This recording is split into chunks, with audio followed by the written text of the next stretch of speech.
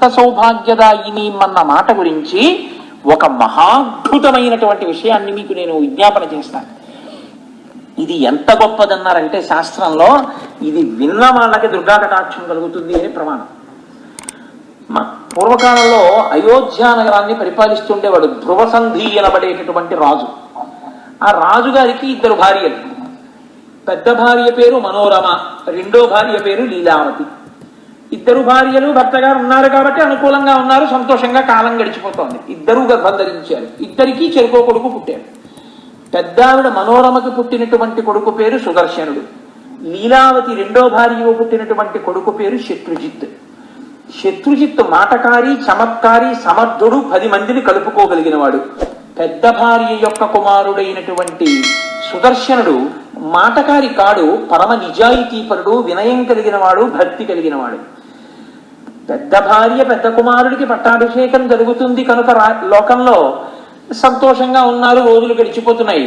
ఒకానొక నాడు ఈ రాజ్యాన్ని పరిపాలన చేసేటటువంటి తండ్రి అయినటువంటి ధ్రువసంధి వేటాడడానికి వెళ్ళాడు. ఒక వెదురు పొదలో దాక్కుని ఉన్నటువంటి సింహం మీదకి బాణాలు వేశాడు.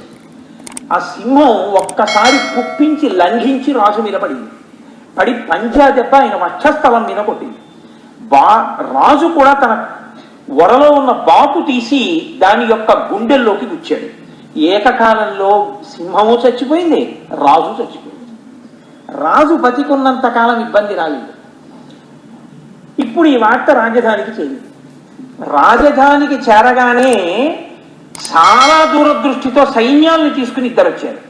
వాళ్ళు వచ్చింది కేవలం పరామర్శకు వచ్చిన వాళ్ళు కాదు. పెద్ద భార్య యొక్క కుమారుడైనటువంటి వాడు సుదర్శనుడు, పెద్ద భార్య యొక్క తండ్రి గారైనటువంటి వాడు శూరసేనుడు, ఆయన వచ్చాడు. రెండో భార్య యొక్క తండ్రి యుధాజిత్, ఆయన వచ్చాడు. వచ్చేటప్పుడు ఇద్దరు సైన్యాన్ని తీసుకుని వచ్చారు. ఎందుకు రావాలి అంటే అల్లుడు మరణించాడు, వాళ్ళ బాధ అది కాదు. ఇప్పుడు పెద్ద భార్య యొక్క పెద్ద కొడుకు కనుక నామనవడికే రాజ్యాభిషేకం చేయించాలి అని ఆయన వచ్చాడు. ఆ తాతగారు వీణ్ణి ఎల్లాగోలా పక్కన పెట్టించి నామనవడికి పట్టాభిషేకం చేయించాలని యుధాజిత్ వచ్చాడు. సుదర్శనుడికి అంత శక్తి లేదు, 10 మందితో కలవలేడు, 10 మందిని కలుపుకోలేడు. నామనవుడు చాలా శక్తి కలిగిన వాడు, యుద్ధం చెయ్యగలిగిన వాడు, పరాక్రమం ఉన్నవాడు, 10 మందిని కలుపుకోగలిగిన వాడు. శక్తికి గొప్పతనం కానీ కేవలం పుట్టుక అర్హత ఎలా అవుతుంది, నా మనవడికి పట్టాభిషేకం చేయమని యుధాజిత్ అన్నాడు. అదెలా కుదురుతుంది? దుర్మార్గుడు కాడు, దుష్టగుణాలు లేవు, మంచివాడు. ఆయనకున్నంత సమర్థత లేకపోవచ్చు కానీ పెద్ద కొడుకు కాబట్టి నా కూతురు యొక్క కుమారుడికే రాజ్యాభిషేకం జరగాలని శూరసేనుడు వాదించాడు.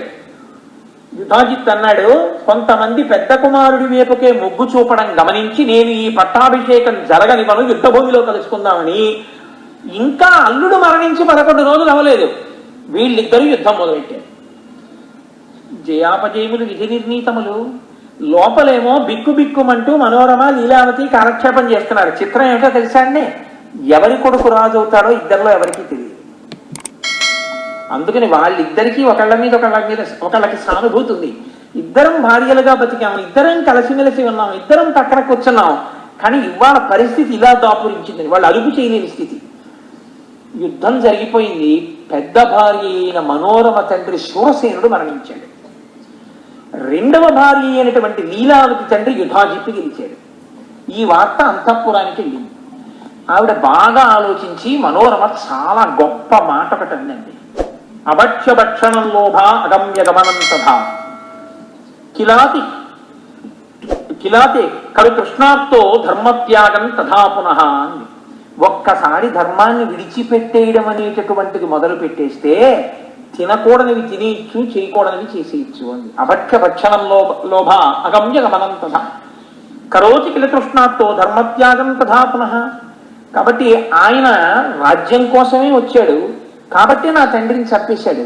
నా కొడుకే పట్టాభిషేకం అవ్వాలి కానీ జరగనివ్వనన్నాడు కాబట్టి ఇప్పుడు అక్కడతో ఆగడు, నన్ను చంపేస్తాడు, నా కొడుకుని చంపేస్తాడు, శత్రుశేషం మిగలకూడదని అని లీలావతి దగ్గరికి వెళ్ళి, ఇప్పుడు సమతి కాదు రాజమాత, బలం ఆవిడకుంది, నేను ఇలా చెప్పక తప్పదు అని ఆవిడ వెళ్ళి నా తండ్రి యొక్క పార్థివ శరీరాన్ని చూసొస్తాను యుద్ధభూమిలో, ఒక్కసారి వెళుతున్నానని చెప్పింది.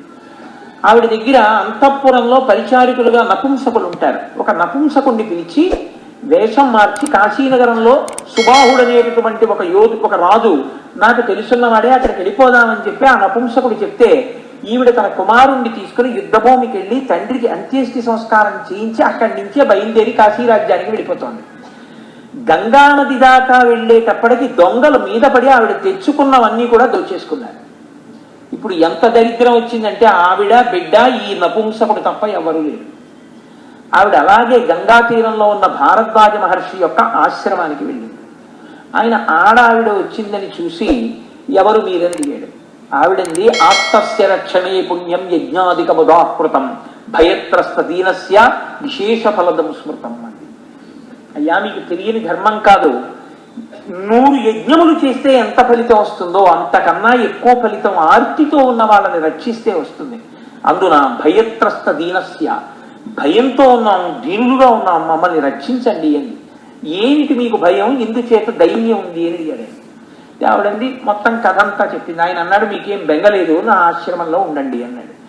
అక్కడ ఉంటున్నారు వాళ్ళందరూ, చక్కగా ఆశ్రమంలో జీవనం గడుపుతున్నారు. చారులను పంపించి వెతికిస్తున్నాడు ఎక్కడ ఉన్నారు వీళ్ళిద్దరు తల్లి కొడుకు అని. అక్కడ ఒక చిత్రమైన సంఘటన జరిగింది. ఈ నపుంసకుణ్ణి క్లీబా అంటారు. ఒకానొక నాడు ఆ ముని ఆశ్రమంలో ఉండేటటువంటి ఒక పిల్లవాడు ఈ నపుంసకుణ్ణి పిలవవలసి వచ్చింది. అవమానించాలని కాదు, ఆయన మామూలుగా పిలవడంలో క్లీబా అని పిలిచాడు. ఆయన వెంటనే పలికాడు, ఏం కావాలి అని అడిగాడు. నిన్ను ఋషి పిలుస్తున్నారు అన్నాడు. ఆయన వెళ్ళిపోయాడు. కానీ ఈ రాజకుమారుడైనటువంటి సుదర్శనుడు ఈ పిలుపు విన్నాడు, క్లీబా అన్న పిలుపు. ఇదేదో భలే ఉందిరా, క్లీబా క్లీబా అన్న అక్షరం భలే ఉందని క్లీ పక్కన సున్న పెట్టాడు, క్లీం అయింది. అదేదో సరదాగా ఉందని క్లీం క్లీం క్లీం అంటుండేవాడు. పడుకున్నా లేచినా తిరుగుతున్నా ఏం చేస్తున్నా అక్షరం అంటుండేవాడు. తెలియదు ఆ అక్షరం బీజాక్షరం అని. దాన్ని అదే పనిగా పలకడం మొదలెట్టాడు. అది కొన్ని కోట్ల పర్యాయములు అయిపోయింది. అక్కడ కాశీరాజు సుబాహుని యొక్క కుమార్తె శశికళ అని ఉంది.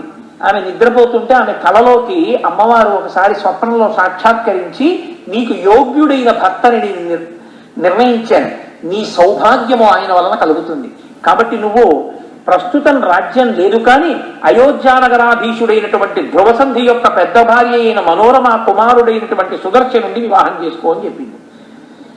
ఈవిడ యొక్క మనస్సులో వచ్చిన మార్పు, నడువడిలో వచ్చిన మార్పు చూసి తండ్రి సుబాహుడు స్వయంవరం ప్రకటించాడు. ఇచ్ఛా స్వయంవరం అంటే ఆవిడ ఎవరి మెడలో దండ వేస్తుందో ఆయన్నే వివాహం చేసుకుంటుంది. ఆవిడ అందచందాల గురించి విని రాజులందరూ వచ్చేసారు, కొన్ని వేల మంది కూర్చున్నారు. ఇప్పుడు తండ్రి అన్నాడు, అమ్మ దండ పట్టుకుని వెయ్యి అన్నాడు. అంటే ఆవిడంది నేను వేశ్యను కాలేను అంది. అదేమిటి అన్నాడు. నేను ఈ దండ పట్టుకుని వెడుతున్నప్పుడు అక్కడ ఉన్న వాళ్ళందరూ ఈమె మాకు భార్య అయితే బాగుండు, మాకు భార్య అయితే బాగుండు, మా మెడలో దండేస్తే బాగుండు అనుకుంటారు. అలా నేను అనిపించుకోవడానికి ఇష్టపట్టలేదు, ఎందుకంటే నేను ఏ రాజకుమారుణ్ణి చూడక్కర్లేదు కనుక. నేను ఇప్పటికే ఒకరికి భార్యని మానసికంగా. అమ్మవారు నాకు స్వప్నంలో చెప్పింది నేను సుదర్శనుడి భార్యని, అందుకని ఆయన్ని నేను ఇప్పటికే ఒక బ్రాహ్మణుడి ద్వారా సందేశం పంపించి, ఆయన భారద్వాజ మహర్షి ఆశ్రమంలో ఉండే బ్రాహ్మణుడు నాకు ఒక రోజు తటస్థపడ్డాడు, సుదర్శనుడిని రమ్మన్నాను. ఆయన బయలుదేరి వచ్చేస్తాడు, స్వయంవరంలో ఉంటాడు అని నాకు నమ్మకం. అందుకని ఆయన ఎక్కడున్నారో వెతికి పిలిపించి పెళ్లి చేసేయండి నాన్న, నేను వెళ్ళను స్వయంవరంలోకి అని. కూతురు యొక్క పాతివ్రత్యాన్ని మెచ్చుకున్నాడు కానీ యుధాజిత్తు శత్రుజిత్తుని తీసుకుని వచ్చాడు. తన మనవడికి ఇచ్చి పెళ్లి చేద్దాం శశికళని. ఏం జరుగుతుందో అని ఆలోచిస్తున్నాడు. అక్కడ బయలుదేరేటప్పుడు తల్లి బెంగపెట్టుకుంది, నాన్న నిన్ను ఏం చేస్తారో రా అని. ఆయన అన్నాడు, అమ్మవారు నన్ను రక్షిస్తుందమ్మా అన్నాడు. మీకు కొద్ది రోజుల్లో ఆ శ్లోకాన్ని పంచిపెడతారు. సర్వదా సర్వదేశేషు పాతుత్వాం భువనేశ్వరి మహామాయా జగద్ధాత్రి సచ్చిదానంద రూపిణి అని ఆశీర్వచనం చేసింది. అమ్మవారు నువ్వు ఎక్కడ ఉన్నా, ఏ కాలంలో, ఏ దేశంలోనైనా నిన్ను రక్షించుగాక ఆశీర్వచనం చేసింది. తల్లిని కూడా తీసుకుని కొడుకు స్వయంవరానికి వచ్చాడు. మిగిలిన రాజకుమారులు అన్నారు, రాజ్యం లేని నువ్వు ఎందుకు వచ్చావు స్వయంవరానికి, వెళ్ళిపోతావా, లేకపోతే యుధాజిత్తుని చంపేస్తాడన్నాడు. అంటే ఆ పిల్లవాడు అన్నాడు సుదర్శనుడు, యక్కరిష్యది శత్రుత్వం మయా సహ నృపాత్మజా శాస్త్రా తస్య మహావిద్యాం నాహం జానామి శత్రుతాం. నాకు శత్రుత్వం అంటే ఏమిటో తెలియదు, నేను ఎప్పుడూ ఎవరిని శత్రువుగా చూడలేదు, నన్ను ఎందుకు చంపేస్తాను, ఏమిటి కారణం, నేనేం తప్పు చేశాను, నాకు కబురు వచ్చింది వచ్చాను, ఆమె దండ వేస్తే పెళ్లి చేసుకుంటాను, లేకపోతే వెళ్ళిపోతాను, మా అమ్మని తీసుకుని. రాజ్యం అంటారా, నాకు జగదంబ ఇస్తే రాజునవుతాను, నా జగదంబ ఇవ్వకపోతే ఆవిడ పాదాలే నాకు రాజ్యం, ఆవిడ్ని సేవించుకుంటానన్నాడు. మిగిలిన వాళ్ళు అన్నారు, ఇంత మంచిగా మాట్లాడుతున్నాడు ఈ పిల్లవాడిని చంపడం ఎందుకన్నారు. యుధాజిత్తు మాత్రం నేను చంపుతానన్నాడు. కేరళ దేశాధిపతి మిగిలిన వాళ్ళు కలిసి అలా చంపడానికి వీల్లేదు, పెళ్లి కోసం వచ్చాడు ఆ పిల్లాడు. ఆమె స్వయంవరంలో దండ వేస్తే అప్పుడు చూద్దాం, అప్పటి వరకు నువ్వు ఈ పని చేయకూడదన్నాడు. సరే, ఆ పిల్ల లోపలికి రాలేదు. నేను సుదర్శనుణ్ణి పెళ్లి చేసుకుంటానని హఠం చేసి కూర్చుంది. తండ్రికి ఏం చెయ్యాలో అర్థం కాలేదు. బయటికి వస్తే పిల్లని తీసుకొస్తావా చంపమంటావా అని యుధాజిత్తు రాజులు కూర్చున్నాడు. లోపలికి వెడితే రమ్మంటే పిల్ల రావట్లేదు. ఏం చెయ్యాలో అర్థం కాక కూతురు చెప్పిన మాట మీదటే తండ్రి ఒక ఆలోచన చేశాడు. శశికళ అంది, నాన్న ఎందుకు వచ్చిన అలరి, వివాహ విధినేదేది కన్యాదానం శుభేదినే, కాబట్టి సుదర్శనాయ నృపతే యదీచ్ఛతి నృపమ్మమ, నన్ను సుదర్శనుడికి కన్యాదానం చేసి నాన్న కృతకృత్యుడివి కా, అందరినీ ఏదో ఏమార్చు, రాత్రి తీసుకొచ్చి నాకు వివాహం చేసే సుదర్శనుడితో ఉంది. పిల్ల ఇంతగా జగదంబ రక్షిస్తుందని ఈ అమ్మాయి వాడు కూడా అంటున్నప్పుడు నేను ఎందుకు దూరం చేయాలనుకున్నాడు. అనుకుని నా పిల్ల చెప్పిన మాట వింటలేదు, రేపు స్వయంవరానికి తీసుకొస్తాను, ఇవాళకి మీరందరూ చక్కగా విందు స్వీకరించి విశ్రాంతి తీసుకోండి అన్నాడు. రాత్రికి రాత్రి సుదర్శనుడిని అంతఃపురంలోకి తీసుకెళ్లి మనోరమా సమక్షంలో వివాహం చేసేసాడు. చేసేసి, నాయన నీకు ఈ కాశీ రాజ్యాన్ని ఇచ్చేస్తున్నాను, నేను సైన్యాధిపతిగా ఉంటాను, నువ్వు రాజ్యం ఏలు అన్నాడు. అంటే మనోరమ అంది, వద్దు తప్పది, మీరే రాజ్యం చెయ్యాలి పెద్దవారు, మాకు అమ్మవారు ఎప్పుడు రాజ్యం ఇస్తే అప్పుడు ఇస్తుంది, అప్పటి వరకు మాకు తల్లి తండ్రి గురువు దైవం అన్నీ భారద్వాజ మహర్షి, మళ్ళీ మేము ఆశ్రమానికి వెళ్ళిపోతాం. కోడల్ని తీసుకుని ఆయనకు సంభారాలు ఇచ్చాడు. నా కూతురు నా మాట వినలేదు, పెళ్లి చేసేసుకుంది, కాబట్టి మీ అందరూ విందు స్వీకరించండి అన్నాడు.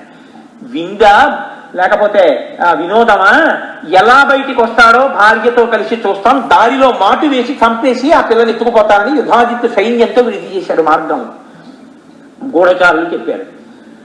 మనోరమకి చెప్పాడు ఆ పెళ్లి కుమార్తె యొక్క తండ్రి, అమ్మ బయటికి వెళ్ళవద్దు చంపేస్తారని చెప్పాడు. అయ్యా, చావు కాని బతుకు కాని మన చేతిలో లేదు, జగదంబ చేతిలో ఉంది. ఆ తల్లి ఈ పిల్ల సౌభాగ్యం నిలబడడం అన్నది ఆ తల్లి చేతిలో ఉంది. నా కొడుక్కి రాజ్యం రావడం ఆ తల్లి చేతిలో ఉంది. మాకు ఈ భక్తి నిలబడడం ఆవిడ చేతిలో ఉంది. ఆవిడ ఎలా అనుగ్రహిస్తే అలా. మీరు ధైర్యం కోసం కొంత సైన్యాన్ని పంపండి, మేము భారద్వాజ ఆశ్రమానికి వెళ్ళిపోతామన్నారు. వెళ్ళిపోతున్నారు. పక్క పొదల్లోంచి కొన్ని వేల సైన్యం వచ్చి మీద పడిపోయింది. మీద పడిపోతే ఏం చెయ్యాలో అర్థం కాక సాధ్యమైనంత వరకు యుద్ధం చేస్తున్నాడు. కానీ ఇంత శత్రు సైన్యం ఉంది, ఎలా పరిమార్చాలని ఆలోచిస్తూ మనసులో ఒక్కసారి అమ్మవారిని తలుచుకున్నాడు. అంతే, ఆకాశంలో మెరిసిపోతున్నటువంటి ఒక పెద్ద బంగారు సింహం మీద, అటువంటి బంగారు జూలుతో ఉన్నటువంటి సింహం మీద ఎర్రటి బట్టలు కట్టుకుని త్రిశూలం పట్టుకుని నవ్వుతూ జగదంబ దర్శనమిచ్చింది. సైన్యం అందరూ ఎక్కడి వాళ్ళు అక్కడ ఆయుధాలు వదిలి నమస్కారం చేశారు. యుధాజిత్ అన్నాడు, ఒక ఆడది సింహం మీద కూర్చుంటే యుద్ధం అంటారా, చంపేయండి వెళ్ళి సుదర్శనుని, ఆ ఆడదాన్ని కూడా చంపేయండి అన్నాడు. అమ్మవారు ఒక చిరునవ్వు నవ్వి తన చేతిలో ఉన్న ధనస్సుకి 2 బాణములను ఏకకాలంలో సంధించి వదిలింది. ఒకటి వచ్చి యుధాజిత్ గుండెల్లో, ఒకటి వచ్చి శత్రుజిత్ గుండెల్లో కూర్చుని ఇద్దరు కింద పడి మరణించారు. సైన్యం అంతా కాకావికలై పారిపోయింది. అమ్మవారు పైనుంచి చెప్పింది, ఇదే చెప్తున్నాను సుదర్శన, నీకు అయోధ్యారాజ్యానికి ఇప్పుడు రాజు లేడు, నీకు దక్కాల రాజ్యం, నీవు వెళ్ళి అయోధ్యా నగరాన్ని పరిపాలన చెయ్యి. వేరొక ఋషి చెప్పడం కాని, వేరొక వ్యక్తి చెప్పడం కాని కాదు, ఇవాళ నేనే గగనమండలంలో నిలబడి సాకారమైనటువంటి రూపంతో చెప్తున్నాను.